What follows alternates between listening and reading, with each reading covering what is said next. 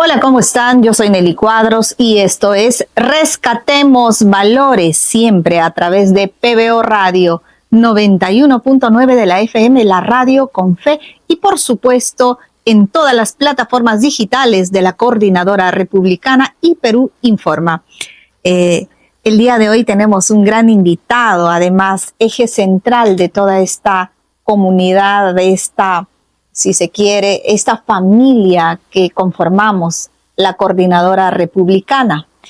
Don Ángel Delgado, pues, es un patriota que ha transitado no solamente desde el aspecto académico, político, sino en el ejercicio cotidiano en la defensa de los valores democráticos de nuestra nación, y a propósito en estos tiempos tan complejos que la política nos ha entregado. Querido Ángel, ¿cómo estás? Buenos días. Muy buenos días, muy agradecido por la entrevista, y ya no a responder pues las preguntas que tengas a bien formular. Por supuesto, querido Ángel. En las últimas elecciones de los casi últimos 15 años, podríamos decir que el eje fundamental de la dinámica política ha sido la confrontación entre dos espectros de nuestra nación, que son la corriente que procura la regionalización, las regiones, y toda esta corriente que viene más bien con una propuesta apegada a la Constitución y a las libertades democráticas. Sin embargo, hay algo más profundo que esto: el quiebre social que vivimos, de confrontación social profunda principalmente, notoriamente, entre las regiones del sur, vale decir Cusco, Ayacucho, Apurímac, Arequipa, Huancavelica, principalmente el eje andino, con la propuesta centralista, y del norte, si se quiere, pero principalmente centralista. Esta división que se pone en relevancia ya en elementos ideológicos de izquierda y derecha, en temas de cambios de constitución, que es reiterativo y que además es una resaca que todavía los peruanos lo seguimos viviendo en estos tiempos, a pesar de este último proceso electoral. A ver, creo que es una pregunta interesante y compleja al mismo tiempo, pero creo que no confundir sus manifestaciones, que son múltiples y que van a variar en la arena política, que es donde se traducen corrientes profundas, aspectos soterrados que no emergen ni son visibles a primera vista. Creo que en el fondo lo que estamos viviendo es, el Perú vive un proceso de aceleración, digamos, desde los últimos años del pasado siglo. El Perú ha logrado reinsertarse en la economía mundial, ¿no? El Perú ha afirmado una economía social de mercado, y eso ha generado un crecimiento muy interesante. Durante la primera década del pasado siglo, el Perú fue un asombro mundial, porque fue el más importante de la región, del continente, en tener tasas de crecimiento muy altas. Así es. Este crecimiento, que conlleva una modernización y tiene consecuencias sociales, porque permite, por ejemplo, no solamente sacar gente de la pobreza, de la extrema pobreza y la pobreza, sino constituir un nuevo sujeto social, que son las clases medias, ¿no? Con diferentes contornos y contenidos, que es un síntoma de modernidad. Sin embargo, hay un avance evidente. Sí, no, eso es un hecho cierto, y ahí están las estadísticas para demostrarlo. Pero lo que la estadística no nos dice es que este crecimiento ha sido desigual. Es un crecimiento que le ha faltado los elementos de equidad necesaria para que puedan llegar en proporciones justas a todas las regiones del país. Entonces tenemos determinados territorios que efectivamente han estado a la vanguardia en la agroexportación, especialmente en la minería, ¿no? Y un desarrollo importante de industrialización. Y hay otros que, por el contrario, se han ido relegando, se han ido quedando y no han estado a la altura. Y ha faltado por parte del Estado, que es una instancia que justamente tiene como obligación compensar estos desarrollos desiguales, compensar las brechas, atender de modo desigual pero con eficacia esas demandas, que repito, son heterogéneas en un país tan múltiple, tan complejo como es el Perú, de modo que pudiéramos tener un crecimiento que genere desarrollo y el desarrollo sea equitativo. Eso es lo que no se ha producido. Esa es una de las características de la economía mundial, del capitalismo financiero en esta etapa, que sucede en todas partes. Este tipo de reclamaciones existen en otros territorios, en otros continentes, pero en el Perú creo que tiene una especial agudeza. Entonces resulta que la gente del ¿Cuál sur... es la razón de esa? La gente del sur es el tipo de desarrollo que se genera. O sea, la economía de un país, el sistema capitalista, no está diseñado para producir lo que llamaríamos justicia social. El modo de producción movimiento capitalista, cultural, ¿no es cierto? No, el modo de producción capitalista es una forma de producir que se basa en los criterios de eficiencia. Entonces la eficiencia se coloca ahí donde Así es. tiene una mayor productividad. No le interesa las personas, sino los resultados globales. Los números. Por eso es que la acción política es necesaria e insustituible, porque si tú dejas que una economía basada en el mercado, la tarea del desarrollo, va a producir inexorablemente brechas y divisiones que únicamente pueden ser compensadas con una acción política gubernamental que pretenda que ese desarrollo se encauce por niveles de equidad y los beneficios puedan reproducirse en todas las formas. O sea, eso no es una tarea del mercado, eso es una tarea de la política como una acción inteligente y deliberada que se hace desde el poder público. Para eso existen los estados. Si no fuera así, bastaría entonces que el espontáneo crecimiento económico genera desarrollo, igualdad, justicia y todos los demás. No. El desarrollo económico, el mercado, genera crecimiento de la riqueza porque incentiva la productividad. Pero en la medida que se asienta en los grupos más eficientes o que tienen ventajas comparativas por el territorio, por tener, por ejemplo, un acceso a puertos que lo comunican con la economía mundial, este beneficio les alcanza con mayor rapidez y en mejores proporciones. Pero no todo el territorio es así. Ese es el reto. Y ese reto únicamente puede ser resuelto mediante la acción política. Y ahí es donde ha fallado el mercado.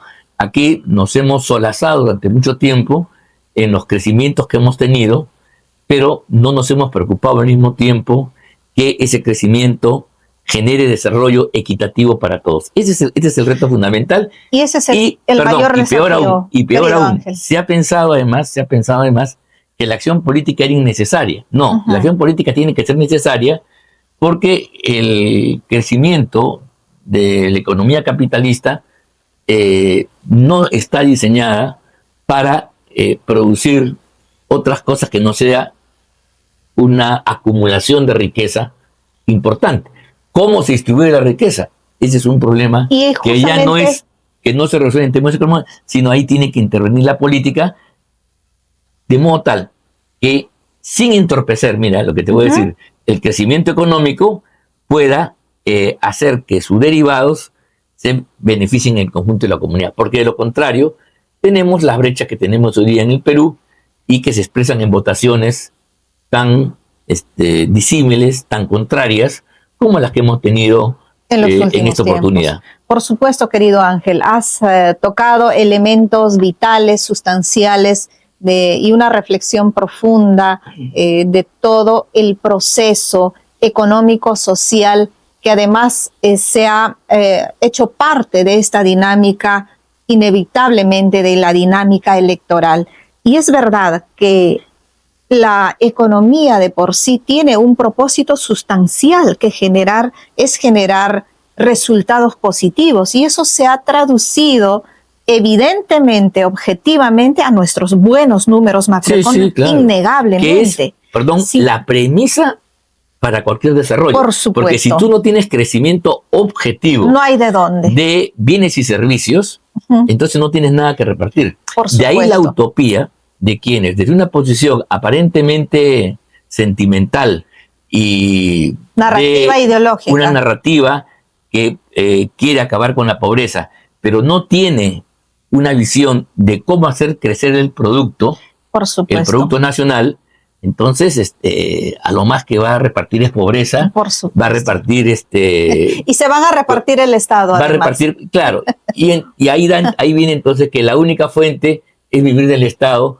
porque la sociedad no ha sido capaz de generar otras actividades que son fundamentales para la vida, para el intercambio, pero al no estar desarrolladas, entonces es el Estado el que reemplaza, sustituye y llena ese vacío. Y ese es un crecimiento burocrático que a la postre, porque esto ha pasado ya en Europa y en otras partes del mundo, te lleva a una recesión, te lleva a una crisis, a un círculo y a una destrucción a un ciclo de los avances que tú puedes haber alcanzado. Por supuesto, y quiero recoger principalmente en el rol del Estado. Si bien tenemos recursos como por ejemplo, la minería y la agroexportación, que han ido casi de manera independiente en su propio ritmo y han contribuido en bien de acrecentar el PBI y el presupuesto nacional, además el canon gasífero y otros recursos que sí realmente robustecen los ingresos del país. Pero el rol del Estado hace tiempo ya, con los últimos gobiernos que hemos transitado, ha claudicado en ese rol de ser gestor de la dignidad y de distribuir principalmente los servicios elementales. Pero quiero ir, permíteme Ángel, por favor. Has dicho dos cosas importantes ahí. Y quiero trasladarme a una página más profunda.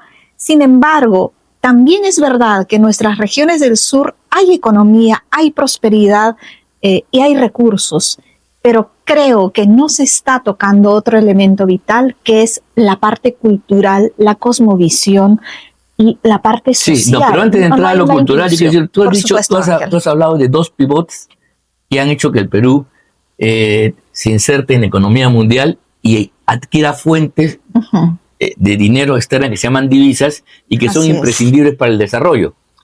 La agroexportación, o sea, la transformación de la agricultura, que no es para el consumo nacional, sino que se va a exportar y que implica un grado de transformación, es una actividad que tiene como capacidad ampliar significativamente el empleo y genera un beneficio directo en estas poblaciones.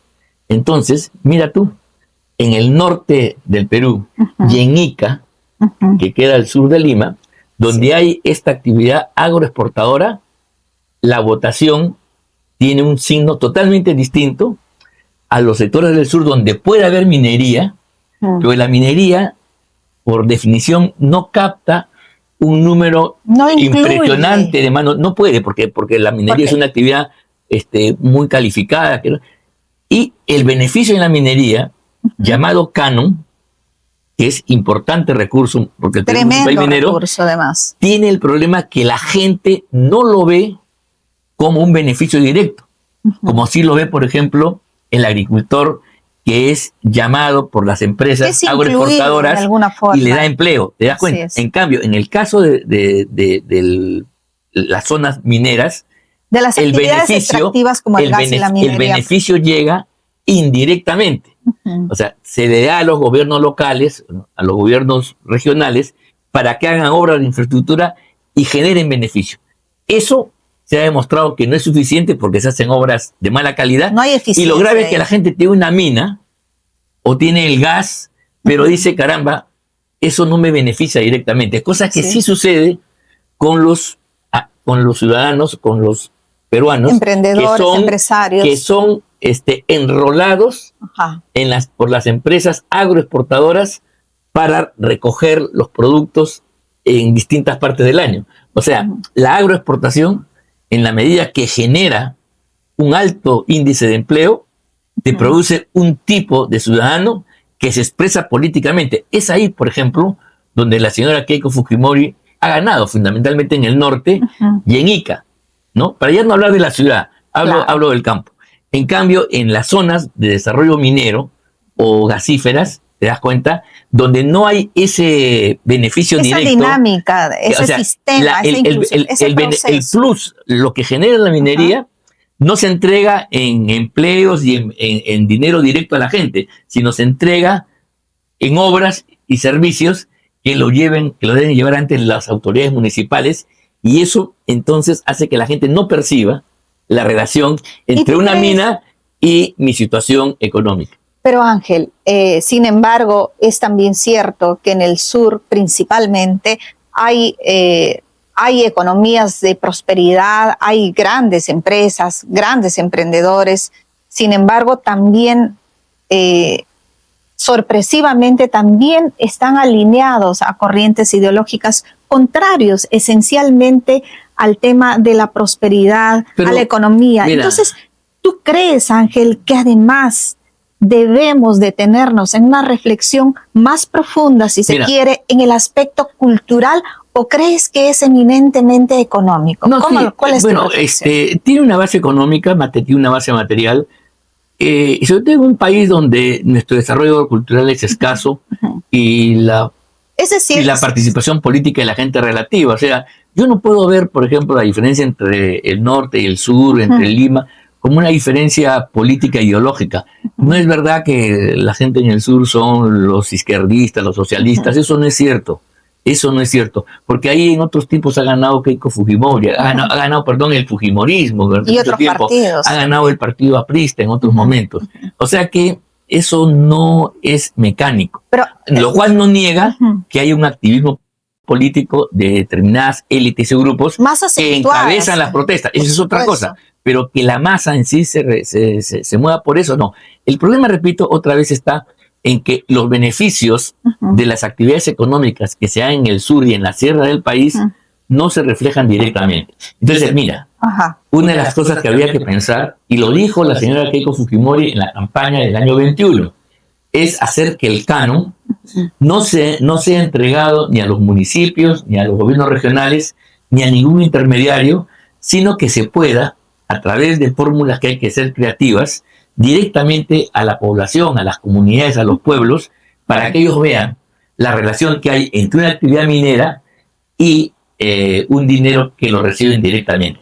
Eso es complicado, pero ese es un reto que hay que hacer, porque lo que hace que la gente no se sienta comprometido con una actividad que indudablemente produce divisas y debe generar bienestar, y la gente busca naturalmente su propio bienestar y desarrollo, es que no se percibe directamente. En cambio, con la agroexportación, que es expansiva en mano de obra, tú tienes cómo la población está votando, para decirlo en términos ideológicos, hacia la derecha y no a la izquierda. En Ica, por ejemplo. ¿Cómo te explicas eso? Si Ica es una zona que es parte del sur, pero tiene otra actividad. Eso es muy cierto. Porque Ica es una región agroexportadora. Yo quiero... Entonces hay multitudes, mucha gente que encuentra trabajo. Mira, en Ica ha habido niveles de pleno empleo. Ha habido niveles de pleno empleo. En una actividad y en un sistema que también lo suma al desarrollo. La gente tiene cosas que perder. La gente ya tiene un empleo que cuidar.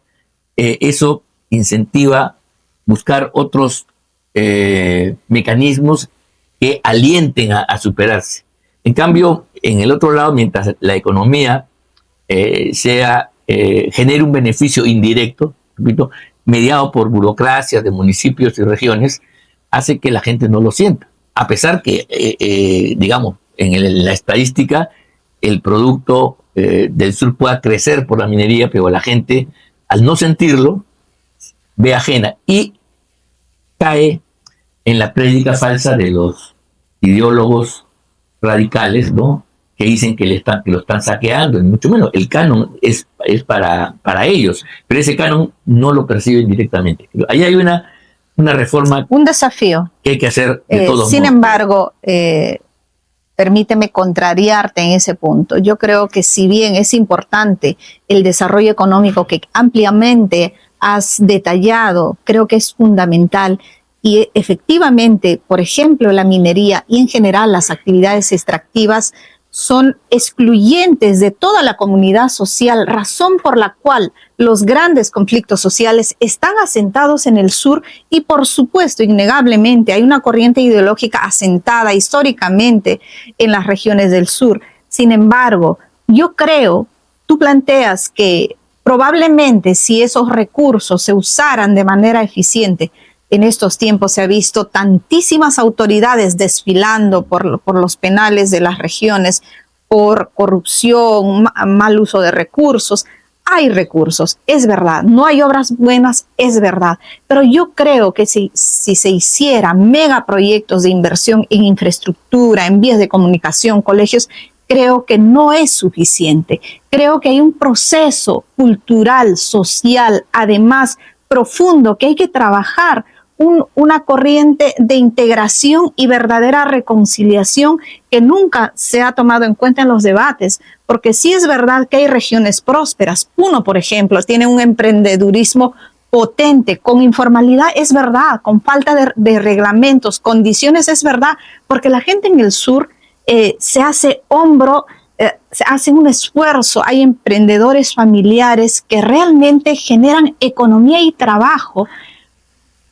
La labor del Estado es totalmente deficiente, absolutamente deteriorada. Sin embargo, yo creo que hay que ver también el aspecto de la idiosincrasia, de la cosmovisión, de la cultura.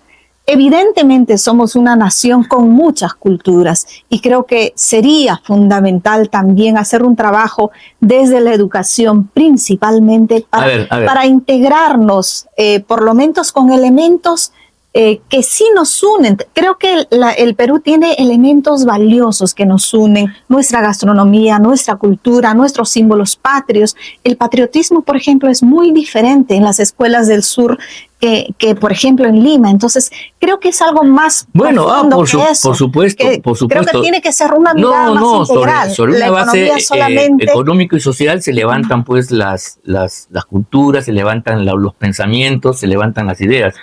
Pero indudablemente, el hecho que el sur y cada territorio tenga sus propias identidades y su historia, no lo vuelve, como yo creo que se dice a veces con poca solvencia, en una zona izquierdista necesariamente. Mira, por ejemplo, históricamente hablando, y estoy hablando del siglo XIX, Arequipa ha sido una zona levantisca, digamos así. Uh-huh. Pero el pensamiento arequipeño ha sido profundamente conservador. O sea, los movimientos conservadores en Arequipa durante el siglo XIX y tenían al presidente Ignacio Vivanco, uh-huh. Es un representante, digamos, de lo más del ala conservadora, y ahí y en Arequipa tenía su asiento, era adorado en Arequipa, y las grandes revoluciones tenían ese signo. La caída del régimen de Prado con la Constitución de 1867, uh-huh. que es una cuestión radical, anticlerical, cae en Arequipa, que se levanta contra el anticlericalismo que había en Lima o en otras partes del territorio. Entonces, para que veas tú cómo lo levantisco o lo movilizado que uh-huh. puede estar uno, no tiene que ver necesariamente ni con la izquierda ni con la derecha. Así es, puede totalmente haber de acuerdo movimientos, contigo. Te estoy demostrando que históricamente ha habido movimientos que al contrario se han alineado con la religión, con las tradiciones, totalmente de acuerdo con contigo. El pasado, más que con las grandes teorías renovadoras del futuro. Yo creo que grandes desafíos en ese aspecto nos tocan no solamente a quienes van a gobernar el país, sino también a los ciudadanos. Y gran ejercicio, y por supuesto desde la Coordinadora Republicana, y por supuesto Ángel Delgado, que es uno de los ilustres y pilares fundamentales de esa gran familia. Siempre es importante hacer el ejercicio de una reflexión y un análisis más profundo para lograr que esas brechas, esos antagonismos se diluyan, y eso será un ejercicio seguramente de largo plazo. Yo soy Nelly Cuadros, esto fue Rescatemos Valores, y te invito a que nos acompañes en todas las plataformas digitales de PBO Radio, la Coordinadora Republicana y Perú Informa. Que Dios bendiga a nuestra patria. Muchas gracias. Gracias.